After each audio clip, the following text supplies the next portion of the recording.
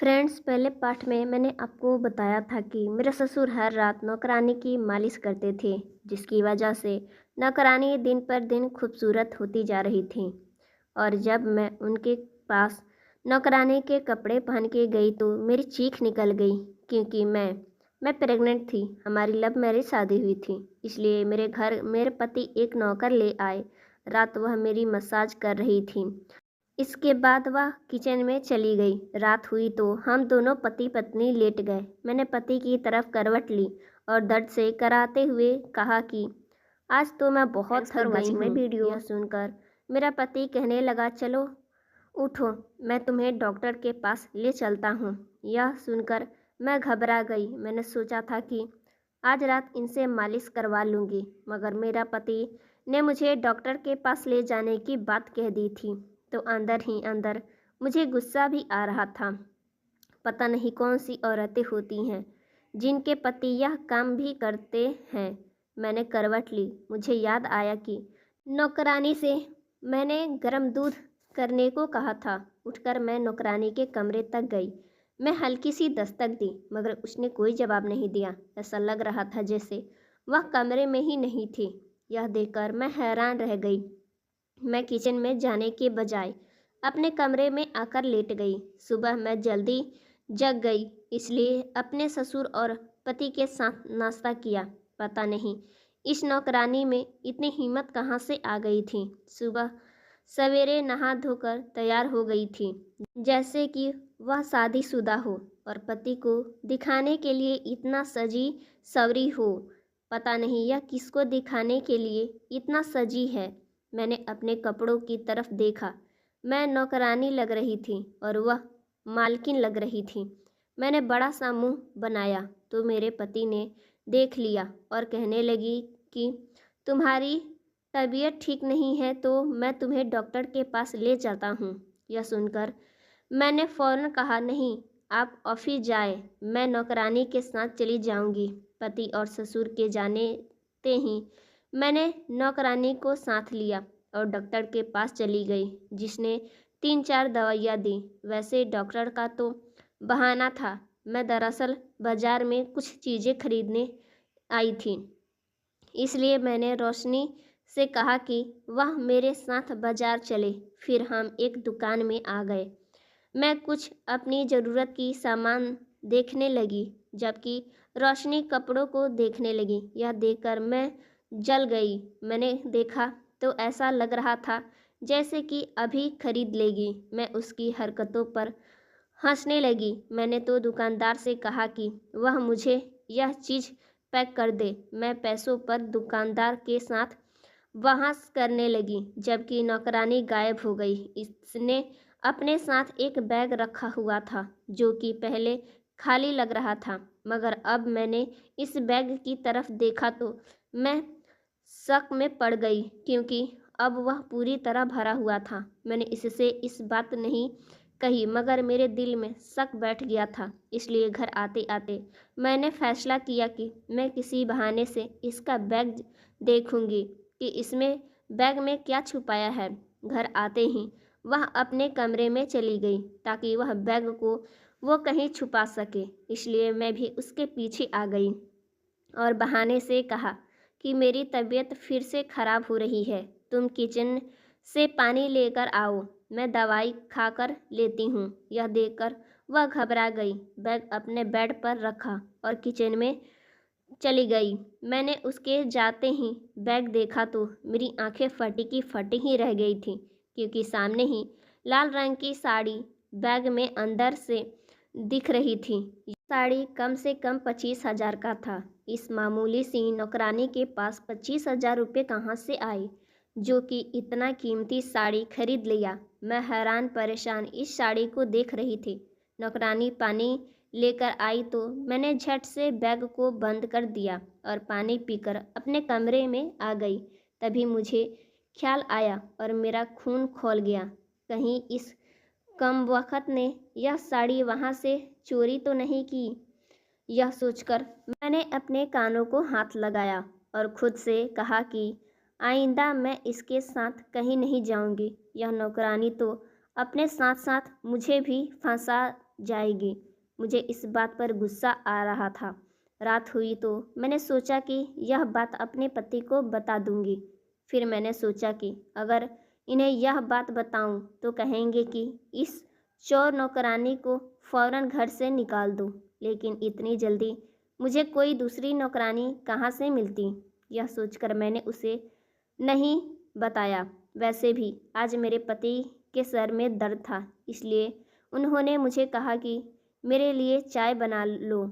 यह सुनकर मैं किचन में जाने लगी। तभी मैंने सोचा कि नौकरानी से कह दूं वह चाय बना दे।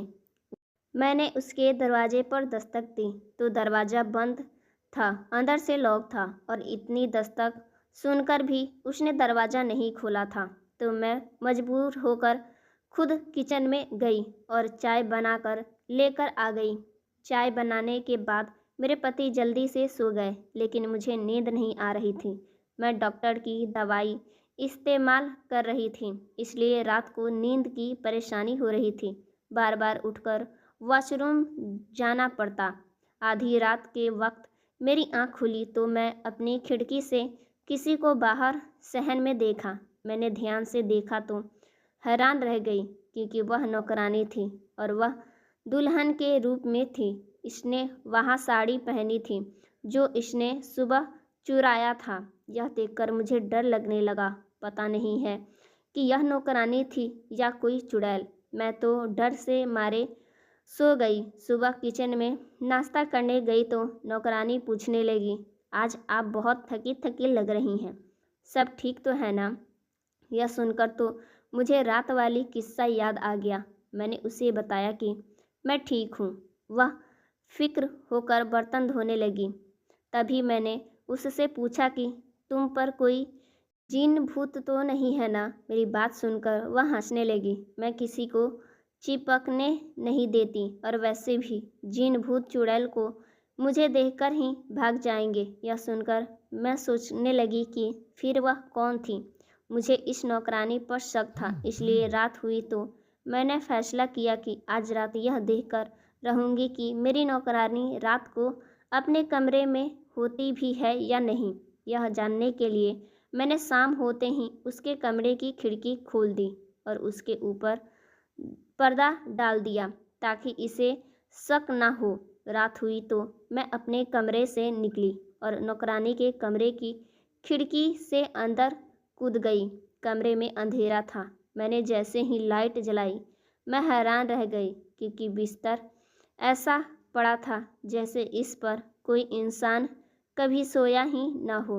बिस्तर पर कोई सिलवट तक नहीं था। बिस्तर पर अब तक वही चादर बिछी हुई थी जो मैं बिछा कर गई थी। इसका मतलब था कि यह एक रात अपने भी बिस्तर पर नहीं सोती है। इसलिए तो मैं जब भी इसके कमरे में आती हूँ, इसके कमरे से कोई आवाज़ नहीं आता और ना ही यह कोई जवाब देती है। अब मैं शक में पड़ गई। यह अपने कमरे में नहीं सोती तो कहाँ और किसके साथ सोती है? यह बात जानने के लिए मैंने घर के तमाम कमरों की चाबियां उठाई और घर के सभी कमरों को एक एक करके चेक करने लगी। तभी मैंने ससुर के कमरे का दरवाज़ा बाहर से खोला तो मैं शर्म से पानी पानी हो गई, क्योंकि सामने मेरी नौकरानी मेरे ससुर के बिस्तर पर लेटी उसके मालिश करवा रही थी। यह देखकर मैंने उसे रंगों हाथों पकड़ लिया और अपने पति को बुला लिया। मेरे पति ने यह सब देखा तो अपने बाप पर जोर जोर से चिल्लाए और कहा कि मैंने आपसे कितनी बार कहा था कि आप शादी कर लो, मगर आपने हमेशा इनकार कर दिया और अब मैं आपकी एक भी बात नहीं मानूंगा और सुबह होते ही आपके लिए कोई अच्छी सी लड़की तलाश करूंगा। यह सुनकर मेरे ससुर कहने लगे कि मैं शादी कर चुका हूँ और यही मेरी बीवी है। हम दोनों ने छुपकर शादी हुई है। रोशनी मेरे कॉलेज में पढ़ती थी। इसके माँ बाप नहीं थे। इसके मामा ने इसके साथ बहुत बुरा करना चाहते थे। रोशनी पढ़ने में बहुत अच्छी थी। कुछ दिनों में रोशनी कॉलेज नहीं आ रही थी तो मैंने पता किया कि इसकी सहेली से पता चला कि इसके मामा इसकी शादी करवा रहे हैं। वह भी अंधे बूढ़े लड़के से। तो मैंने रोशनी से बात किया और रोशनी अपने घर से भाग आई। हमने छुपकर शादी कर ली। पहले मैंने इस फ्लैट में रखा हुआ था, मगर इसने मुझे कहा कि मुझे अपने घर में ले चलो ताकि हम रात दिन एक दूसरे के पास हो। तब हमने यह नौकरानी वाला खेल किया और यहाँ नौकरानी बनाकर रखने लगी। यह सुनकर मैं हैरान रह गई। मुझे यकीन नहीं आ रहा था कि उन दोनों ने मिलकर हमें बेवकूफ़ बनाया था। मुझे बहुत गुस्सा आया, मगर मेरे पति ने कहा मेरे पापा से गलती हुई है, मगर इसने कोई गलत काम नहीं किया है। इन्होंने तो इस लड़की से शादी करके बहुत अच्छा ही किया है। यह इस रिश्ते से इनकी बीवी हुई, इसलिए यह इनके साथ कुछ भी कर सकती है।